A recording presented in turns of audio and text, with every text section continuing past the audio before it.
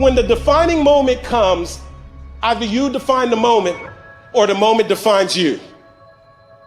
Either you define the moment, you decided that you're gonna not concern yourself with the naysayers, that you're not gonna concern yourself with what has happened or what hasn't happened, but you're gonna make the commitment to do what you've gotta do so that you can have a lifestyle that you've never experienced before. Or the moment defines you and you decide to play it safe. And 20 years from now, you say to yourself, what if I would have taken a chance on myself? What if I would have stayed in the game? What if I would have kept making the phone calls? What if, and what if?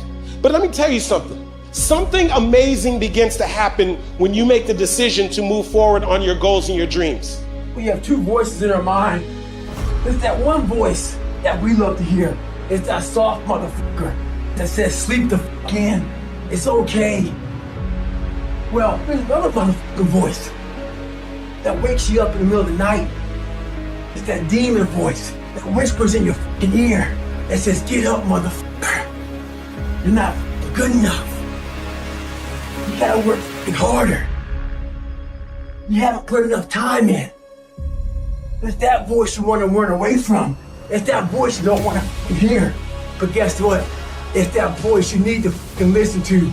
And it doesn't stop if you don't make it stop. So recognize the excuses are not valid. They aren't. They're trumped up. They're conjured up. They're fabricated. They're lies. And how do you stop the lies? You stop the lies with the truth. And the truth is, you have time. You have the skill. You have the knowledge and the support and the willpower and the discipline to get it done. We have to stop letting into distractions. We have to stop getting unfocused. Everyone wants to win, but few want to prepare. Few want to put in the work that it truly takes. Few want to really love the process. Most of us are just addicted and obsessed with the result and what we want. But really, the magic is in the being and the process. The magic is in the day-to-day. The magic is in the work. The magic is in the practice. The magic is in the moment when we become the winner before we've even won. Most people in life quit before the candy comes out. They quit before the candy comes out of their business, their body, their relationships, not knowing they're much closer to the dream than they think they are, but the progress is invisible. You gotta keep hitting that piñata in your life. Keep taking swings, one more swing, one more swing, one more swing, knowing you're making invisible progress. Remember when I said you're neglecting your kids? When you're not chasing your dreams and your potential? You're actually neglecting you. You're neglecting your spirit. You're neglecting your soul. You're neglecting the very reason you were born. Nothing makes me more proud than to see someone chasing their potential, chasing that happiness, chasing that bliss. I don't care if the candies come out yet. I care that you swing. Ask yourself this question. What I am doing, what I am about to do, is it going to help me get where I am going? Is this action going to make me stronger or weaker? Is this action going to make me smarter or more skilled? Will this action move me toward the strategic long-term goals I am trying to achieve in my life? And do not lie to yourself. If you've had a bad week, just sit down and ponder that for a while. Study it. See if you can't pick up some ideas from a poor week and then make a better week. Okay? Learn from your own experiences. One way to learn to do it right is do it wrong. I mean, that's one way to learn to do it right. Do it wrong. Now, the key is don't let it take too long. If you've done it wrong for a year, we suggest that's long enough. You don't need another year just to prove a point. No, 1 year is enough. Learn from your own experience. I don't care how hard you fall. I don't care if nobody don't believe in you. It only takes you believing in yourself to get this thing done. And listen to me, it ain't failure if you learn from it, baby.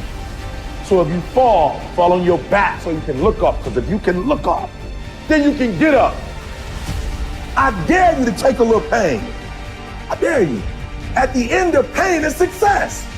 You're never, ever, ever, ever going to feel like doing the things you need to do in order to have what you want. You're always going to need to push yourself. You're always going to need to parent yourself. So what is the net advice on this? What is the bottom line? The bottom line is, no one's coming. No one. No one's coming to push you. No one's coming to tell you to turn the TV off. No one's coming to tell you to get out the door and exercise. Nobody's coming to tell you to apply for that job that you've always dreamt about. Nobody's coming to write the business plan for you. It's up to you. And because you're only ever going to do the things that you feel like doing right now or that feel good right now, unless you understand that you've got to parent yourself, you got to push yourself, you're not going to make your dreams come true. You're just not. We're not wired that way. You weren't born that way. You weren't that way when you were growing up, and you're certainly not that way as an adult. And there's a tremendous amount of liberation that comes when you accept the fact that you're always going to need to give yourself a push. Yes, it's hard. What I ask for, and I'll do whatever it takes to maintain it. It is not easy, but I'm not about to quit. I'm not about to give up. In order to get to the next level, you gotta sacrifice. Listen to me, there are no shortcuts to success. There are no discounts to success. It's always sweat. It's always blood. It's always tears. What we obtain too cheap, we esteem too lightly. Easy successes may be pleasant, but if they're the only successes you achieve, you'll come to expect quick, effortless results. Then, when life hits you hard with a difficult challenge, you'll lack the mental toughness to overcome it. Moreover, you'll never appreciate the easy successes as much as the ones that required blood, sweat, and tears. Does it mean that you should reject easy successes and seek the most difficult ways to accomplish your goals? Of course not. However, you should make sure that you don't deliberately avoid hardships. Resist the temptation to set your aims low. Scoring exclusively easy wins might feel good, but you're limiting your potential that way. Over the long term, make sure that you always have at least one big, ambitious, and demanding goal in life, as that's where the power of self-discipline shines, where most personal growth happens, and which delivers the greatest feeling of having accomplished something worth doing. Receive wealth or prosperity without arrogance, and be ready to let it go. Never take self-discipline for granted or assume that if you can control your urges, you're now invincible. Humility plays an important role in helping you maintain self-control. An arrogant person will be more likely to unnecessarily test their willpower, which will eventually lead to their downfall. This happens because of the restraint bias, the tendency for people to overestimate how capable they are of controlling impulsive behaviors. Research shows that people who had an inflated belief in their self-control overexposed themselves to temptations, such as recovering smokers putting themselves in situations tempting them to smoke, which increased the risk of a relapse. Assume that your self-discipline is like prosperity. It's possible that it will stay with you for a long time, but it's also possible that it will disappear. Consequently, you'll work harder to keep it in your life. If it does go away when you make some mistakes, you'll accept it with more tranquility and be more likely to regain it quickly. You gain strength, courage, and confidence by every experience in which you really stop to look fear in the face. You are able to say to yourself, I lived through this horror. I can take the next thing that comes along. You must do the thing you think you cannot do. Self-discipline is a lot like dealing with fear. When you face temptations, look them straight in the eye and send them packing. The next time they appear in your life, you'll be able to say to yourself, I managed to overcome them once. I can handle them this time as well. The more times you successfully overcome the temptations, the easier it will be to handle them again. Regular practice will make you less susceptible to temptations and even more likely to ignore them. Just like looking fear in the face will make you more likely to act in spite of it. Granted, it's not that with enough experience, you'll become unconditionally self-disciplined, just like you won't one day stop being afraid of anything. Just remember that each situation that tests your resolve is another experience from which you can draw inspiration to overcome future challenging circumstances when they occur. When you take responsibility for yourself, you take responsibility for your learning. The earlier you do this, the better the potential results. Professor and Pulitzer Prize winning journalist William Raspberry had good advice regarding the importance of taking responsibility and making right choices when we are young. He observed, "If you want to be thought of as a solid, reliable pillar of your community when you're 50, you can't be an irresponsible, corner-cutting exploiter at 25. The time to worry about your reputation is before you have one. You determine your reputation by deciding who and what you are, and by keeping that lofty vision of yourself in mind, even when you're having a rip-roaring good time. If you take responsibility when you're young, you have a better chance of gaining wisdom as you get older. For some of us, it takes a long time. I sometimes feel that only after turning 65 did I begin to understand life. Now that I'm officially a senior citizen, I can say there are two things I know about my life. First, it has contained many surprises. My life didn't turn out like I thought it would. Some things turned out better than I imagined, some things worse. No matter who you are, it's impossible to know how your life will turn out. Second, as long as I take responsibility for the things I can control in my life and try my best to learn from them, I can feel contented. Unfortunately, my personal challenge has been keeping myself from trying to control things outside my sphere of influence. Whenever I've overreached in that way and things have gone wrong, it has caused me to lose focus, waste energy, and feel discouraged. That has been a hard lesson for me.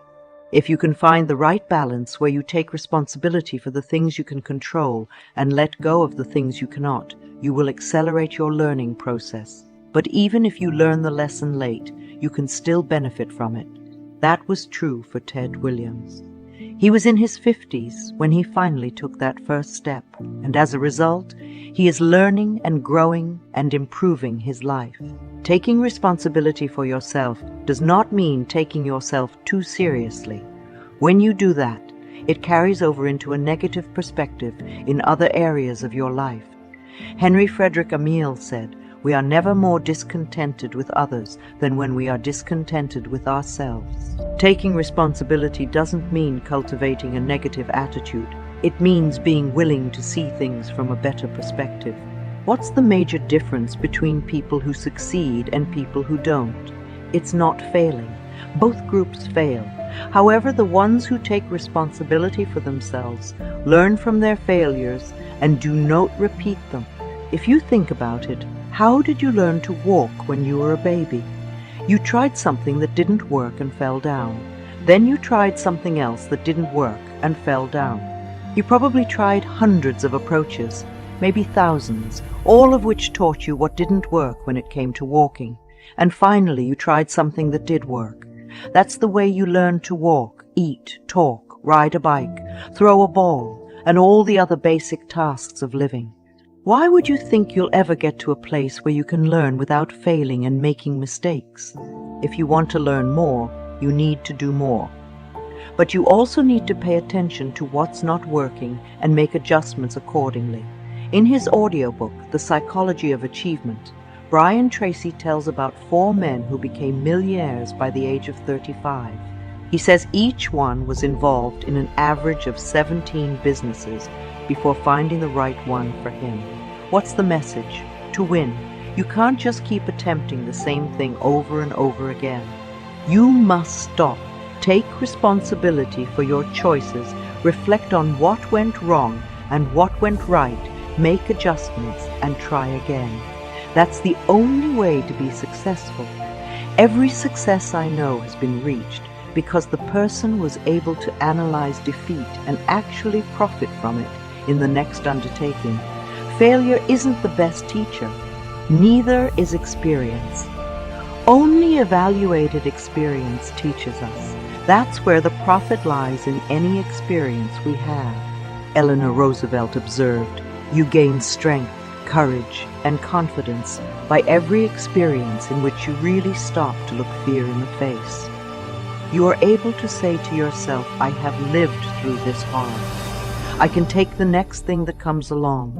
Every time that you take responsibility, face your fear, and move forward despite experiencing losses, failures, mistakes, and disappointments, you become stronger,